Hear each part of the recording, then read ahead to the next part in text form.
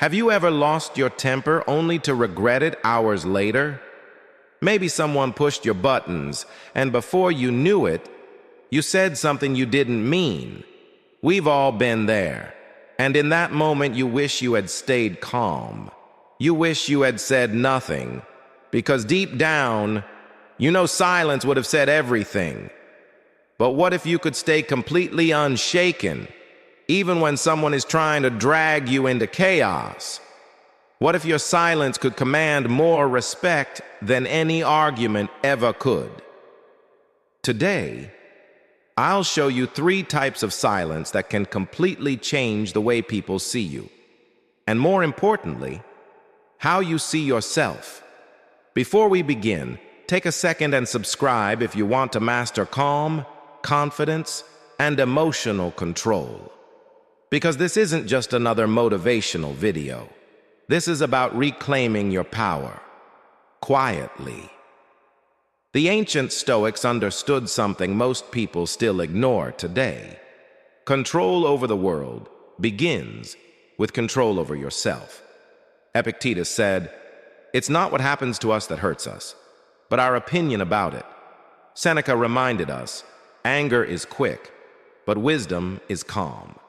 And Marcus Aurelius wrote, "What doesn't touch the soul has no real power." So let's talk about silence, not as weakness, but as the language of true strength. Silence in the face of provocation. Picture this. Someone throws a sarcastic comment your way. They raise their voice, hoping you'll snap. Every word they throw is like oxygen to a small flame, and every word you throw back keeps that fire alive. But here's the secret. If you don't feed it, the fire dies. When you're provoked, pause, breathe, stay silent for a few seconds, hold your posture, keep your eyes calm, don't laugh nervously, don't glare, just be still. The discomfort shifts. It leaves you and lands on them. They'll get louder, repeat themselves, or lose momentum because their attack only has meaning if you react. That's how silence turns conflict into power. At work, when someone tries to embarrass you in a meeting, take notes calmly and say, "I'll review that and reply in writing." No emotion, just composure. At home, when someone makes a passive-aggressive remark, stay quiet. If they push again, simply say, "I'm not going into that right now." You don't need to win the argument. You need to win yourself. Because every time you choose peace over reaction, you prove that your calm is not for sale. Silence as strategy in conversations and negotiations. Silence isn't passivity, it's strategy. In every conversation, there's a small gap, a breath between one sentence and the next, where the real truth lives. When someone finishes talking, don't rush to answer. Count silently to 3. Don't nod. Don't fill the air. That space will make them talk more, and in doing so, they'll reveal more than they intended. Fears, motives, priorities. It works everywhere, from salary talks to arguments with your partner. Silence is a mirror. It forces people to hear themselves. Try this after asking a question. Ask clearly, then stop. That silence carries weight. Or when you say, "I can't accept those terms," then nothing. No explaining. No defending. That quiet tension, that's power. Like in chess, the master doesn't rush. They wait and let the opponent make the mistake. And in life, those who can sit comfortably in silence appear more confident, more in control, and more respected because they're not chasing approval. A few years ago, I watched a company's CEO being attacked in a meeting. A colleague criticized him harshly in front of everyone, loud, emotional, almost provoking a fight. Everyone expected him to defend himself, to prove he was right, but he didn't. He just looked at the critic, nodded once, and said, "Thank you for your feedback. Then he closed his notebook. The entire room went quiet. No one dared to continue. In that silence, he didn't lose power. He gained it. That moment taught me something I never forgot. You don't have to raise your voice to win respect. Sometimes you just have to stop giving people the reaction they want. Silence that exposes emptiness. This one is the hardest, but also the most powerful. Some people only exist through reaction, sarcasm, gossip, manipulation, passive-aggressive texts. They feed on your attention. But when you choose deliberate silence, no reply, no like, no reaction, you show them their tactic no longer works.